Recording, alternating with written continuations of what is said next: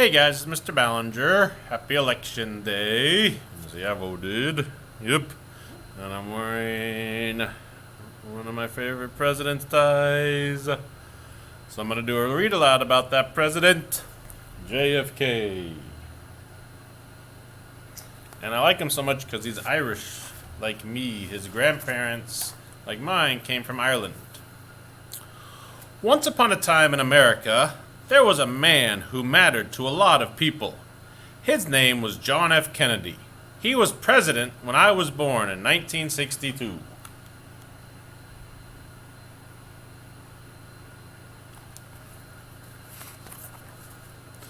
I saw him once. It was in Dallas, Texas. I was only 1 year old, too young to understand what I was seeing.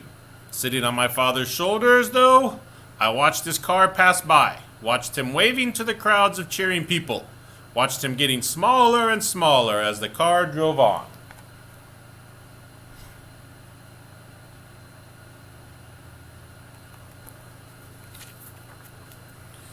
We left the parade early and went to a friend's house. She was in tears. "Someone shot the president," she said.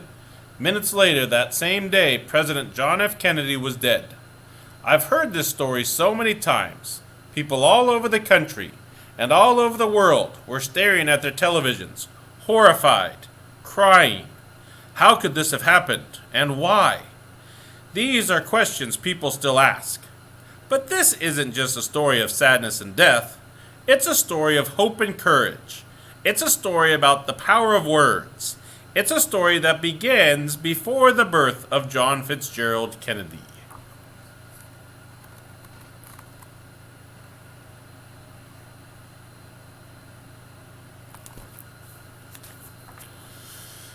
It begins on the boat that carried his great-grandparents all the way from their home in Ireland to the shores of America in search of a better life.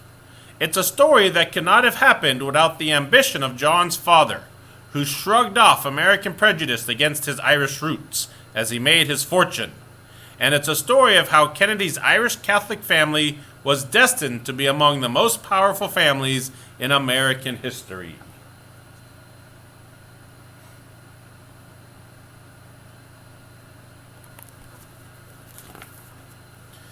Joe Jr. was the oldest son, and his parents dreamed that he might someday be president. He was smart. He was responsible. He was ambitious. John, the second oldest, was often sick, and no one expected much from him. He was a daydreamer. He loved to lie in bed and read. He loved words. One of his favorite books was about King Arthur, the good wise king of English legend. This was young John Kennedy's hero, a fearless leader, beloved of his people, who ruled from his mythical castle named Camelot.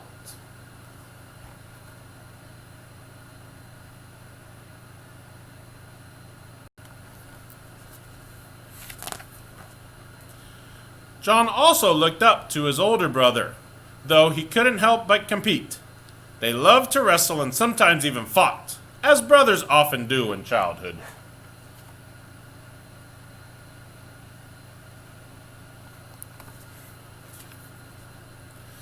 But childhood ended, and World War II began, and both brothers enlisted to fight in the war. John came home a hero. When his torpedo boat was sunk, he saved one of his men from drowning, swimming with the man draped across his back, which would always be in pain from this day on. Joe was not so lucky. His plane went down over England, and suddenly the perfect son, the highest hope for the Kennedy family, was dead.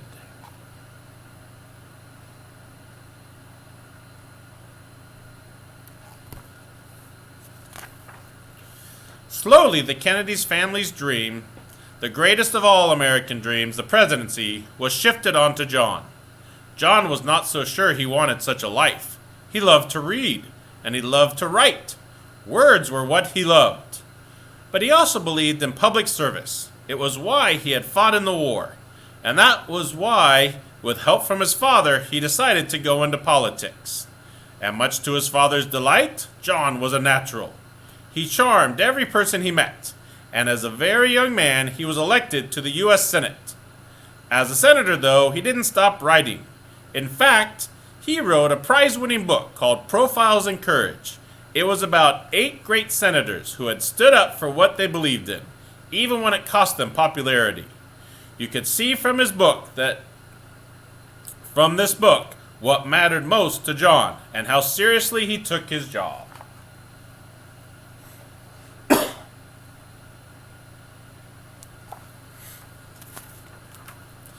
But as we know, John F. Kennedy was destined to be more than just a senator. He knew it too. There were all sorts of things he wanted to accomplish, and ways in which he would serve his country. And to do these things, he would need more power than a senator has. In 1960, with his father's help, he decided to run for president. At first, it seemed like a long shot. He was too young. He was too Catholic, and there had never been a Catholic president.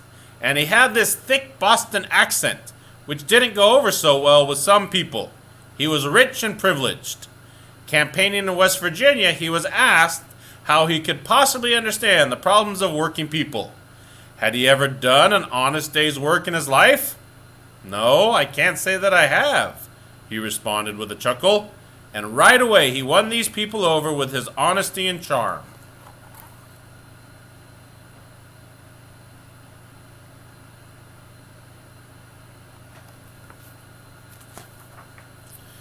John F. Kennedy had what is called charisma, the power to inspire and excite people. All over America, John excited young people, especially with the sound of his voice, with the words that he spoke. He spoke with passion about America, about the world, about his dreams. His speeches were like nothing anyone had ever heard. But truth be told, it was more than just his words that won people over. It was how he carried himself. It was his looks. During the first ever televised presidential debates, Kennedy looked young and fresh and presidential. His rival, Richard M. Nixon, was sick. He looked pale, sweaty, and unshaven. Nixon had been vice president for 8 years under a very popular president. He was smart and respected and much more experienced than Kennedy. Many people thought he would win, but Nixon didn't have Kennedy's charisma. Nixon didn't have Kennedy's way with words. And Nixon didn't win the election.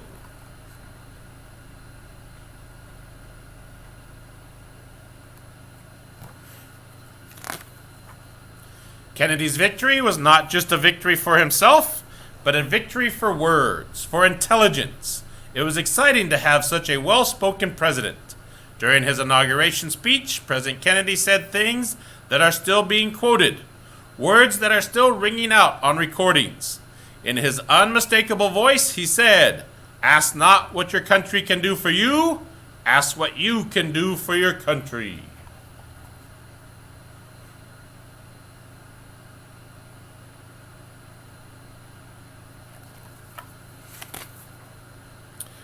Patriotism for John F. Kennedy did not just mean waving a flag. It meant standing up for the ideals upon which our nation was founded. It meant honoring the words in the Declaration of Independence. All men are created equal. And so when people known as freedom fighters marched through the South, protesting the unfair laws against African Americans, Kennedy sent out federal marshals to protect them.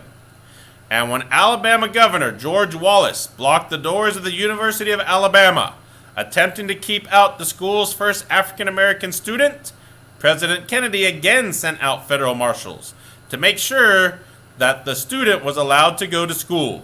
He was smart about it, though. Instead of creating a fight with the governor at the entrance, which would have caused riots, Kennedy had the student taken to her dormitory. And in this instant, Kennedy brought us progress, brought us change, with a courageous act that cost him popularity in the South.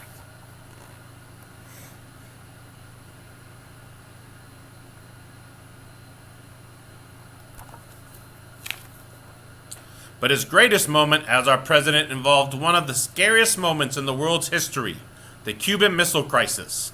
The Soviet Union had moved several nuclear missiles to Cuba, an island country not far from Florida, and those missiles were pointed straight at America. As president, he had to make a decision, to go to war or not. With his generals all advising him to bomb Cuba, to go to war, President Kennedy held back.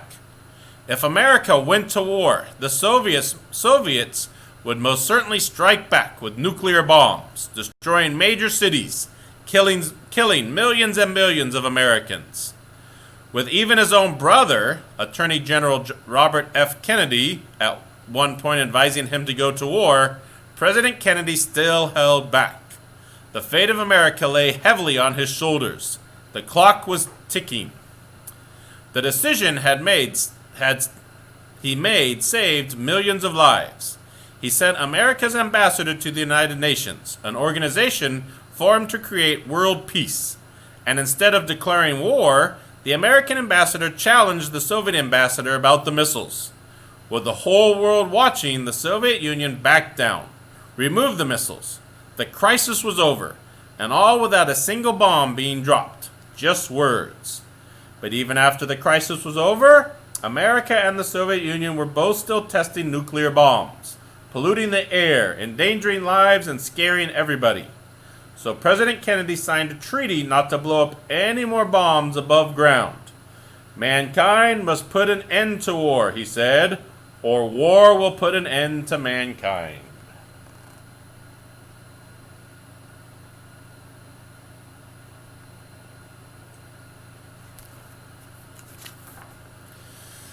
There are many more good things JFK did during his all too brief time as president, enough to fill many books. But he was not a perfect man, nor a perfect president. He made mistakes. He had enemies.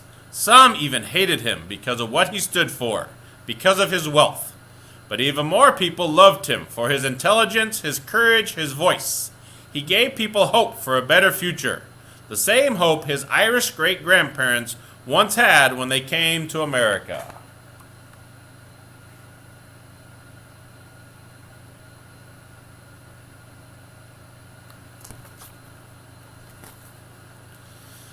Though he was often sick and often in pain, President Kennedy never let the world see this.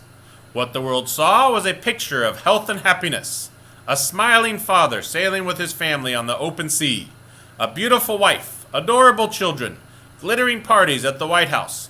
It was the closest America ever came to having royalty, and it is still called Camelot.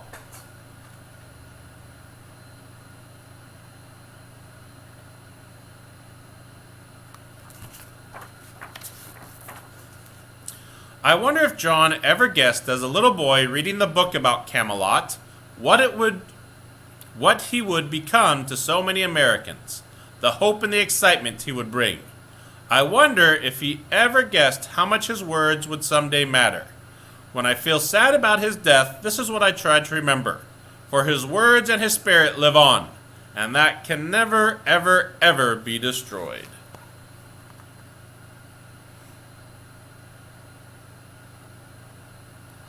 Okay, so that's a story about one of our presidents. We will have a president soon. Hopefully, maybe not tonight, but hopefully sometime this week. The election will be counted, and we'll know who won. Okay, have a good rest of the week. I'll see you later.